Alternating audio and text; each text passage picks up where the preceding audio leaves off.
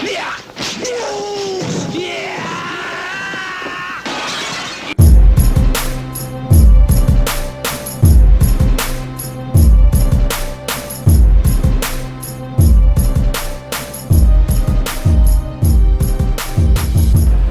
everybody. Welcome to Capital Combat. The name says it all. I'm Hakeem Branch. Rob Jarrell. And today we're going to recap this past Saturday, January 25th, the night of action where we had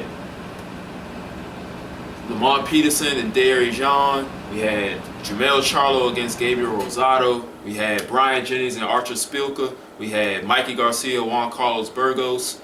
And we also had UFC on Fox. Might talk about that a little bit, but if time permits. Let's go ahead and get into the fisticuffs. First, we're going to start off with the HBO card where we had Brian Jennings and Archer-Spilka and Mikey Garcia defending his 130-pound title against Juan Carlos Burgos. Take us away, Rob. Okay, so this fight was against two prospects in Jennings and Spilka. And it pretty much went how I said it was going to go, except for Jennings was actually a lot more aggressive than I expected in this fight. He was able to outbox Spilka and land some heavy blows himself. And when he saw opening, he took it. And that was very apparent when he scored a knockdown in the 6th round, when he caught Spilka with the uppercut to the solar plexus. And if you ever been hit there, that is instant take a knee, which Spilka did. And after that, it was a consistent body attack by Jennings on Spilka that was able to just systematically break Spilka down. Now, Spilka doesn't have the greatest defense, but he does have a really good chin because he took a lot of shots for his trouble. He ended up getting caught with, if I'm not mistaken, a counter left in the 10th round against the ropes. He just didn't have any legs. He did fire back when he could, but then in the 12th round, it was only 10 rounds. It was in 10 rounds. Well, it was a second knockdown and actually knockout in the 10th round. So this means that Jennings is now going to be fighting top 10 opponents, or hopefully fight top 10 opponents from here on out. And it's probably maybe 2 to 3 fights away from a title fight, depending on, the Klitschko situation and the fight between Stavern and Arreola. Yeah, Rob pretty much covered everything with this one. And Jennings looked great. He did everything that we said that he should do in the pre-fight breakdown. And he got the results that he should have gotten. He got the W. He got even the stoppage victory. I don't think we talked about that he could possibly get the stoppage, but we were more so going for a decision. He got the stoppage. That's right.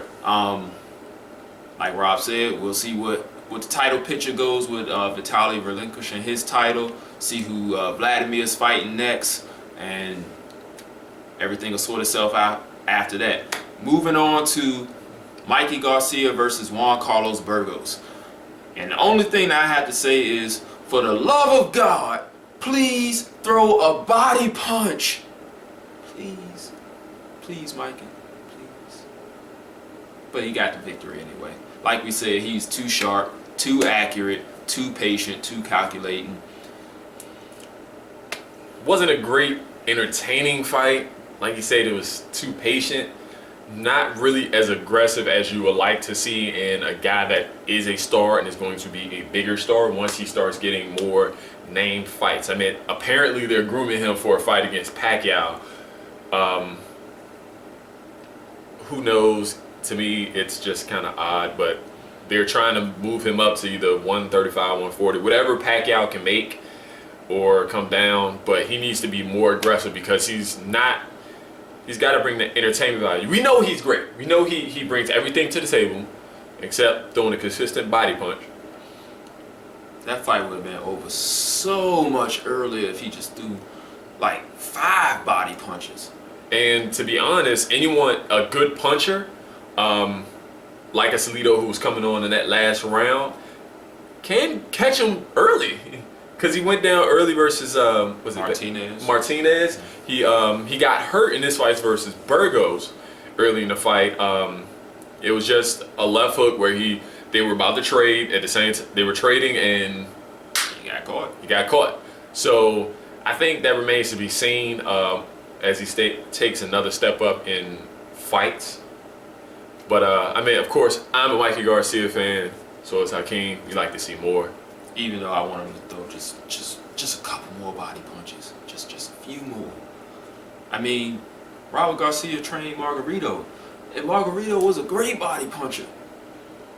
Just throw a body punch. Just throw one. Just throw one. Oh. That's the only thing that irks me about him. Everything else is great. I just want to throw some body punches, man. Just work that body. He get people out of there so much faster. He's got a great left hook to the body. He just doesn't throw it that often. Then we're going to move on to the Showtime card, which had the opening bout was Jermell Charlo versus Gabriel-Rosado. Yeah, with this one, Charlo pretty much showed out with his technical boxing skill. It was a very competitive fight, even though Charlo was winning the rounds. He was landing the harder punches. He was landing the cleaner punches. He was landing the more effective punches. But Gabriel-Rosado was never really out of the fight. He kept trying to the end. He tried to wear Charlo down. He did land a few good punches. It just, the skill of Charlo was just too much for Rosado at that point. The scorecards might have been a little off, a little too pro Charlo. I maybe would have gave Rosado maybe like 3 rounds. I think one judge didn't give him but 1. Yeah. They gotta stop that, man. These guys' lives on the line like that. Now they did get the right winner, but at the same time, like if that fight was close and then you got one guy giving 9 rounds to 1, everybody's like, what are you looking at? So that's all I got to say about that fight. I mean, it was a big win for Charlo. You'll see him in a lot of other fights with great fighters. I mean, this is going to put him versus anybody in the top 20 in that division. Like a Demetrius Andrade, eventually. You got a few good up-and-comers. His brother's there, and he'll be fighting Carlos Molina next, and that's for a title. So it's 154 is very interesting if you throw those two in the mix. And Gabriel-Rosado, who's big at 160, is huge at 154. We just don't know how much getting to 154 after fighting his last 3 or 4 fights at middleweight took a toll on him. I mean, he's a hard luck guy. He hasn't gotten the greatest decisions, but he's still too young to be considered a gatekeeper, but he's not out of the mix. It's just whoever the matchmaker is for Golden Boy is going to have to match him right or carefully to get him another shot. Yeah, and speaking of matchmaking, I would like to see the Charlo brothers in with another boxer, like a Laura or a Trout, Andre as well. One of those guys is going to make them think a little bit more and really apply those technical skills. Like, they've been really matched up very well against a lot of come forward type of guys, so they can really shine with their technical boxing. But I got to see them in there with somebody who is gonna make them think a little bit more and not just throw like their program combinations and, you know, try to think them out of position and see what they're gonna do. Because I like the Charlo brothers. I want to see if they can add that wrinkle, or if they have that wrinkle to begin with. Okay, so moving on, the next fight was Lamont Peterson versus Jennings-Spilka. Now this was a very good fight. You had a guy who was taking a huge step up in Canada's Jean versus a veteran, a champion, and just a tough, all-around tough guy in Lamont Peterson. And I have 2 things to say. Lamont Peterson, still one of the best at 140. I mean, the guy still has it. And Jean belongs in that, I would say, top 15, maybe even the top 10 at 140, because he's a great fighter. He showed a lot of grit. He was just in versus a guy that just has seen it all, has done it all, and I mean, is a consummate professional. And talk about a body attack. That's what I'm talking about. When you work somebody's body, Lamont Peterson should be in the dictionary next to body attack. That guy throws some hellacious punches to the body.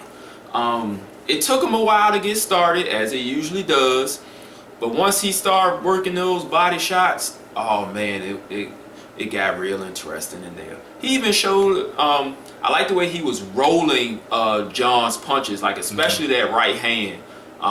That's an old school technique that you really don't see too many guys doing anymore. You saw Tim Bradley doing it against Marquez, and other than that, I can't really think of anybody else that's been trying it. It's a real old school technique. You let the punch hit you and you turn your body and let it keep going. You kind of transfer the energy, misdirection, almost like a parry, except you're using your face.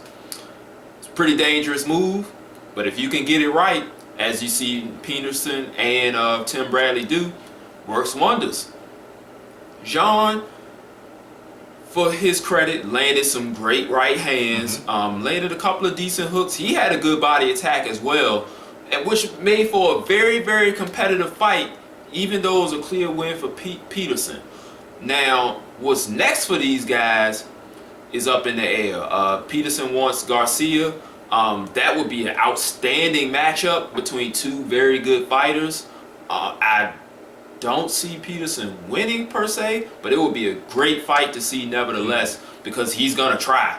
And he's going to try every minute of every second of that fight until either Garcia wins a decision or finishes him. And well, I mean, and the reports are, and this is just reports, this is just, I hate to go with rumors, but he's being groomed to be Mayweather's opponent. You know, he has 4 more fights left for Showtime and in his career.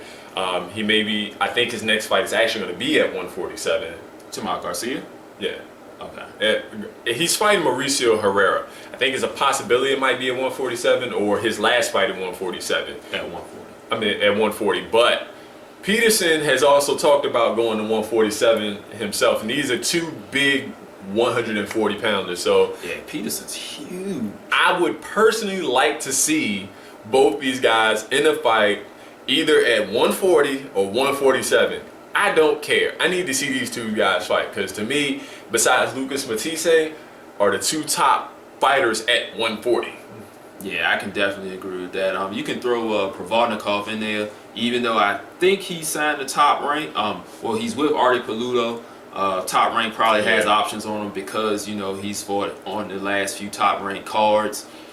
But if he can get away and get into that mix, he's another name to throw in there. I'd love to see him in there with Peterson. Oh, man, that would be a great fight. Him against Danny Garcia, another good fight. That's right. Shoot, you just throw any of those 3 guys in there with anybody, and it's going to be a good fight. So let's just wrap this up, guys. Thanks for watching. Make sure you like this video. If you got anything you want to say, comment below. Stop by and visit us on our Facebook page, Capital of Combat. You can hit us up on Google+, same name, Capital of Combat. You can shoot us an email, capitalofcombat@gmail.com, and we will hit you back. And we hope to hear from you soon. Peace. This is round 1 and you've already lost. They don't seem to see that everything we've done is come at a cost. My fists are on fire, I perform till I perspire. My demons are in a rage, keep thinking that it's a game. I kick crime, hurricane, I told them I don't play, I'm liquid. Black Street Fighter.